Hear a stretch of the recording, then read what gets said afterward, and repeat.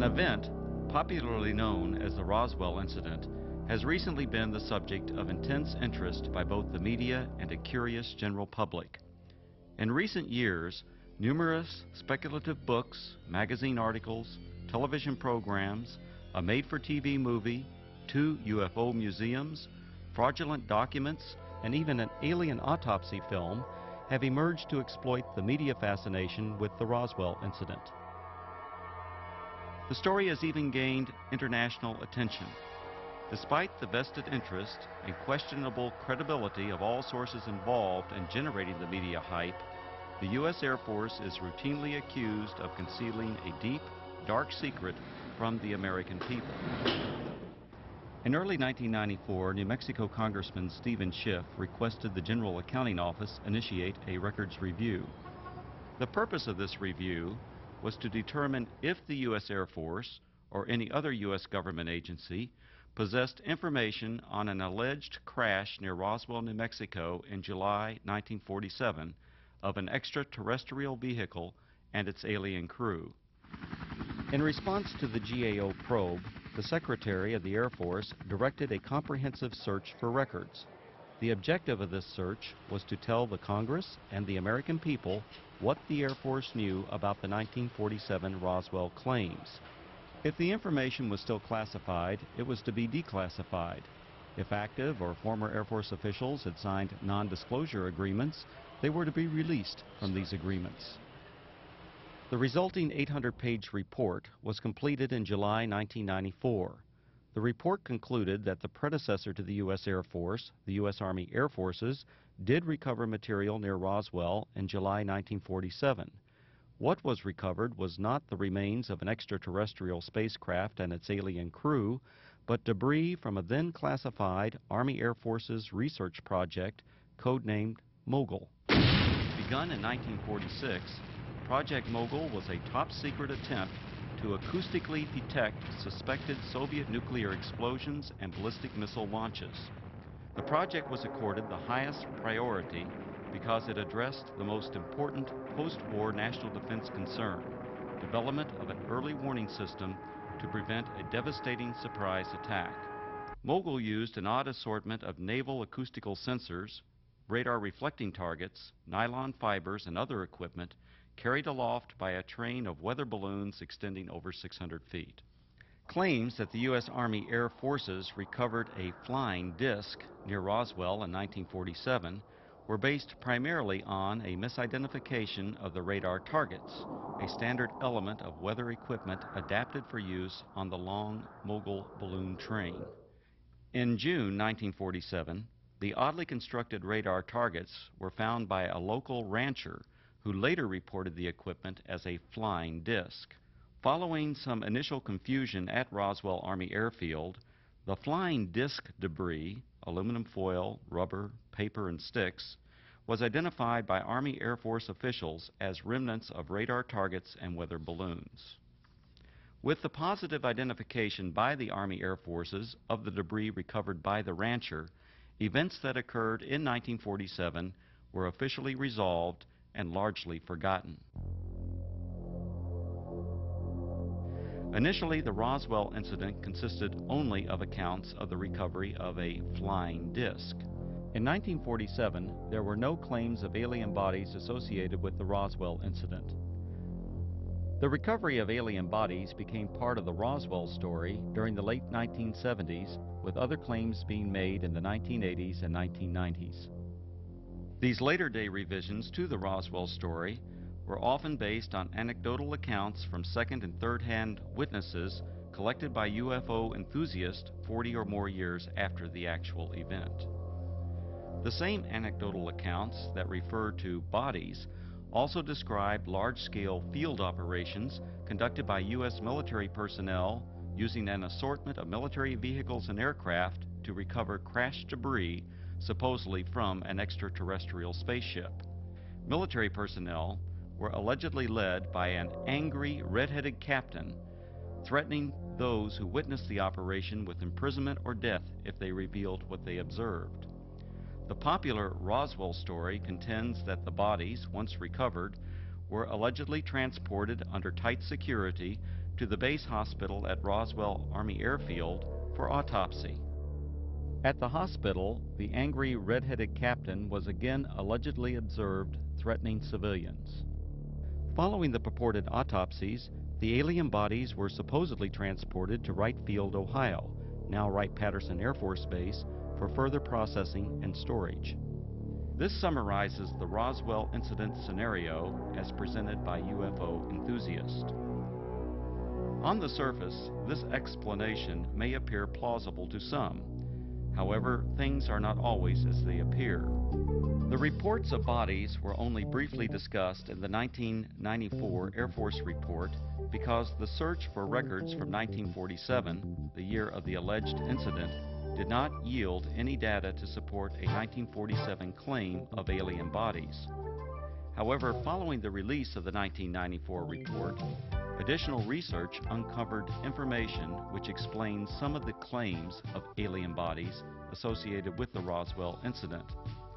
From the additional research, a second report was written which critically examined the anecdotal claims and descriptions of flying saucers, aliens, and reports of unusual Air Force activities in the New Mexico desert. This in-depth examination revealed that many of these claims were reasonably accurate descriptions of Air Force activities. Some of the claims that refer to bodies are most likely misperceptions by uninformed persons of unclassified and widely publicized Air Force scientific achievements of the 1950s. However, other descriptions of bodies appear to be exploitation of Air Force members killed or injured in the line of duty. The following are the 5 main conclusions contained in the second report. Research reveals that actual U.S. military operations, widely separated by time, geographical location, and purpose, have been misinterpreted or deliberately misrepresented. These misrepresentations collectively created what is known as the Roswell incident. UFO proponents failed to establish accurate dates of reported eyewitness accounts, in some instances by more than a decade. In addition, they erroneously linked all these accounts to the actual 1947 recovery of Project Mogul equipment. Eventually, these misrepresentations transformed a series of verifiable Air Force activities into what some have described as the extraterrestrial event of the millennium. Reports of aliens in the New Mexico desert were actually anthropomorphic test dummies that were carried aloft by Air Force high-altitude research balloons. Critical examination of alleged alien sightings consistently matched the physical characteristics of these dummies, as well as where and how they were used. Vince, that new dummy cam is great. Yeah, it'll sure give people a whole new outlook on what it's like when you don't wear a safety belt.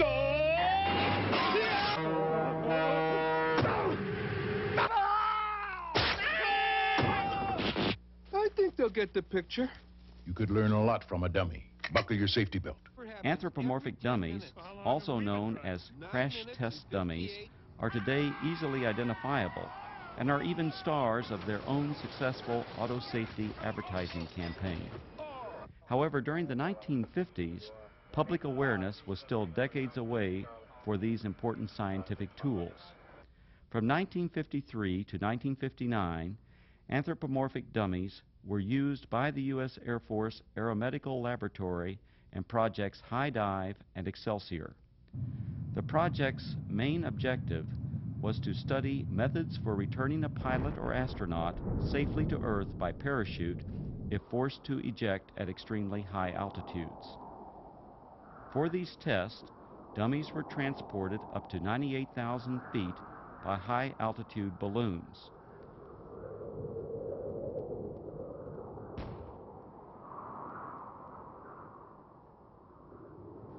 The dummies were released for a free-fall period, during which body movements and escape equipment performance were recorded by a variety of instruments.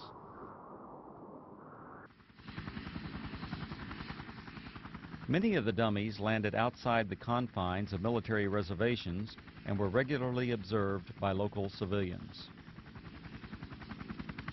Following a series of dummy tests, a human subject, Air Force test pilot Captain Joseph W. Kittinger Jr., now a retired colonel, made 3 bailouts from high-altitude balloons. These and other aeromedical projects that used both dummies and human test subjects were unclassified and widely publicized in the press and other media.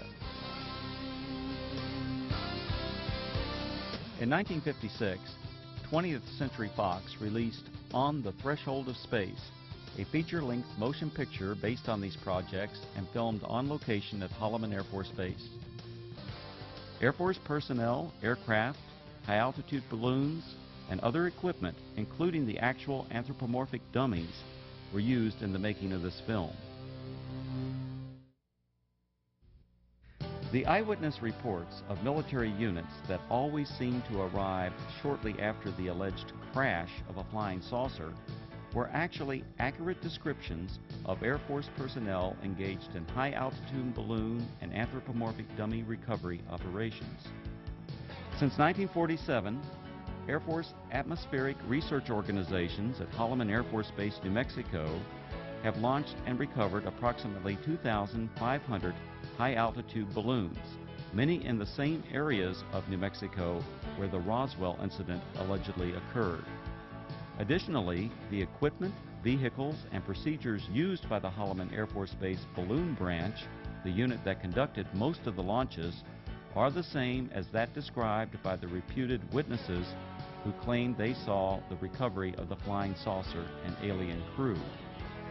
These huge Air Force high-altitude balloons, launched by the Holloman Balloon Branch, carried aloft a wide range of sophisticated and, from most perspectives, odd-looking devices. Much of this equipment was experimental and represented, for that era, the latest in space-age technologies. Payloads ranged from simple radio transmitters to sophisticated satellite components and NASA space probes. In fact, qualification trials for the NASA Voyager Mars and Viking space probes were flown by Air Force high-altitude balloons during the late 1960s and early 1970s. Ironically, these balloons were launched from the former Roswell Army Airfield, site of the originally alleged 1947 incident, and recovered on the White Sands Missile Range over 100 miles to the west.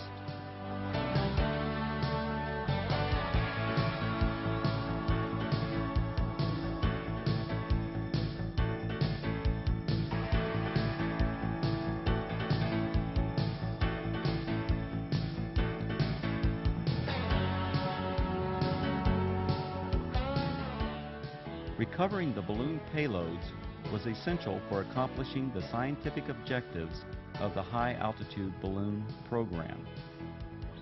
The primary high-altitude balloon recovery areas were and still are located at predetermined sites throughout Arizona, West Texas, and New Mexico, including the area surrounding Roswell.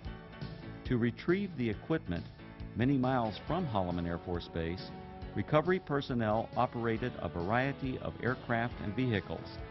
The exact vehicles described by the witnesses as having been present at the crashed flying saucer sites. To expedite these operations, the recovery crews tracked the balloons optically, electronically, and from aircraft which directed ground vehicles to the impact areas.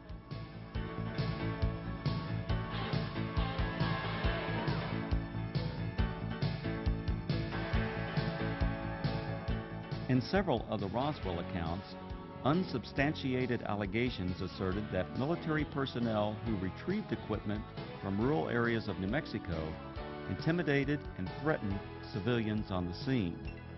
On the contrary, Balloon Branch personnel enjoyed good relations with the local community and often solicited their assistance following a balloon or payload landing.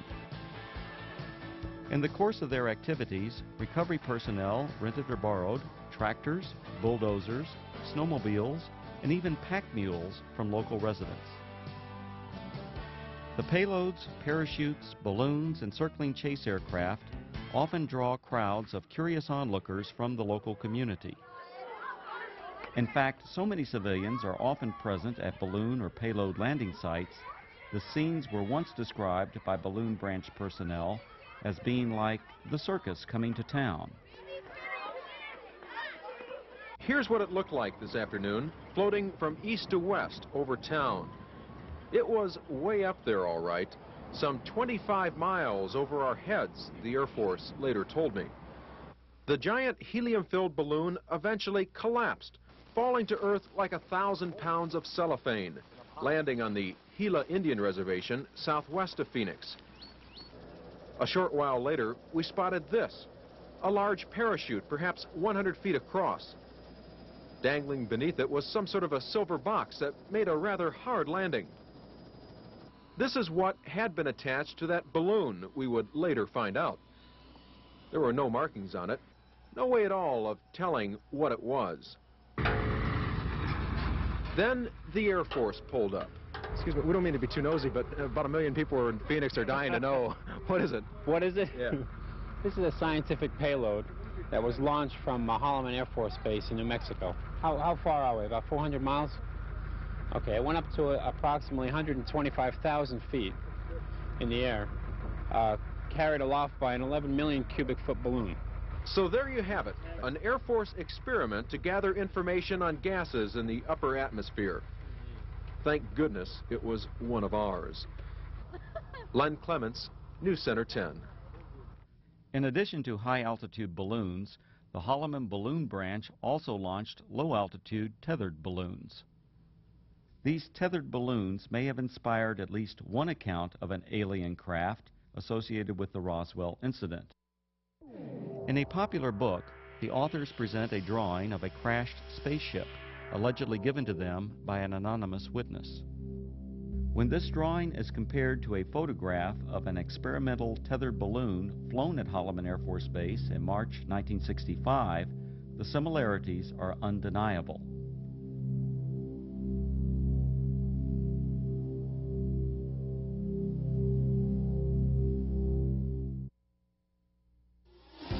The red-headed captain was probably Captain Joseph W. Kittinger, Jr. Captain Kittinger served as the project officer or pilot in all three of the Air Force's manned high-altitude balloon projects, Man High, Excelsior, and Stargazer. Captain Kittinger was present at many balloon and dummy launch and recovery sites throughout the southwest United States during the 1950s and early 1960s. However, other than the allegations made by UFO proponents, there is no evidence of any kind that Kittinger confronted or threatened civilians. Colonel Kittinger's achievements as an Air Force test pilot are legendary. He has the standing world record parachute jump from nearly 20 miles.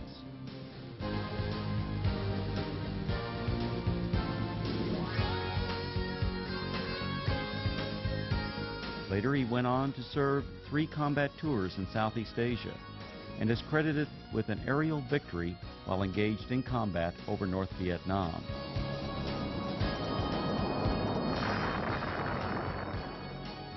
After over 480 combat missions, Colonel Kittinger was shot down over North Vietnam and spent 10 months as a prisoner of war in the infamous Hanoi Hilton before being repatriated in March 1973. Colonel Kittinger made history again after retiring from the Air Force. In 1984, he accomplished the first solo crossing of the Atlantic by balloon. The final and most disturbing conclusion of the second Roswell report is the apparent exploitation of Air Force members killed or injured in the line of duty to perpetuate the alleged sightings of alien bodies.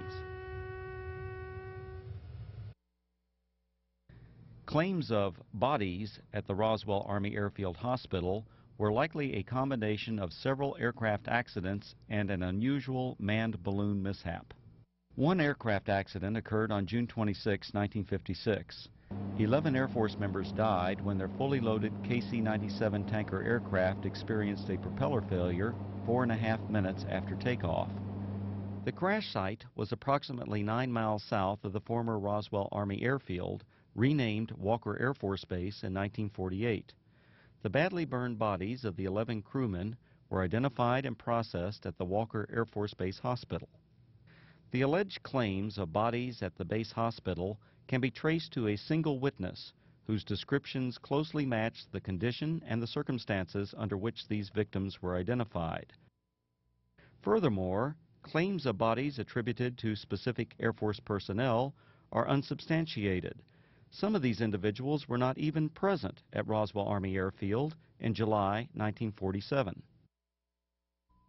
The balloon mishap occurred during a low-level training mission for backup pilots in the Project Excelsior high-altitude manned balloon program. This unusual accident occurred approximately 10 miles northwest of Walker Air Force Base on May 21, 1959. One of the three crewmen, Captain Dan D. Fulgham, now a retired colonel, was injured during landing. Following the mishap, Captain Fulgham and the other balloon crew members were transported to the Walker Air Force Base Hospital via a chase helicopter that followed the training mission for emergency purposes.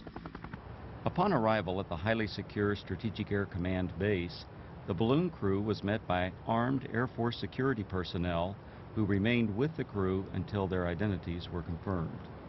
As the Excelsior project officer and instructor pilot for this mission, the red-headed Captain Kittinger accompanied the balloon crew to the hospital. At the Walker Air Force Base Hospital, Kittinger and Fulgham were apparently observed by individuals who later related this unusual incident. Elements of this actual event now appear to be part of the Roswell story. Captain Fulgham was treated for an injury that caused his head to swell beyond its normal size. The injury, described as a traumatic hematoma, was not serious. On a specially arranged flight several days after the accident, Fulgham returned to Wright-Patterson Air Force Base, Ohio, where he made a complete recovery. Fulgham went on to distinguish himself as a test parachutist and physiologist for the space program. He later flew F-4s in Southeast Asia, adding to his combat record as a fighter pilot during the Korean War. When critically examined, the Roswell incident is exposed as a conglomeration of many events, including aircraft accidents, that occurred over several decades.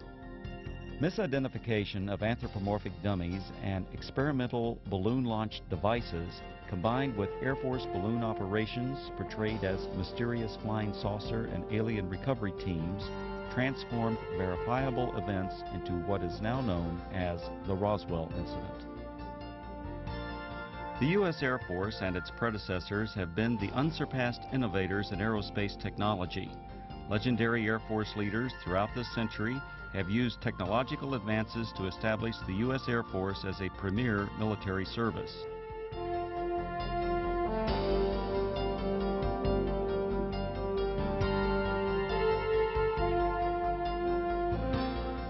The facts presented in the reports examining the so-called Roswell incident did not reveal it to be a dark secret or government cover-up as persons unacquainted with Air Force technologies proclaim.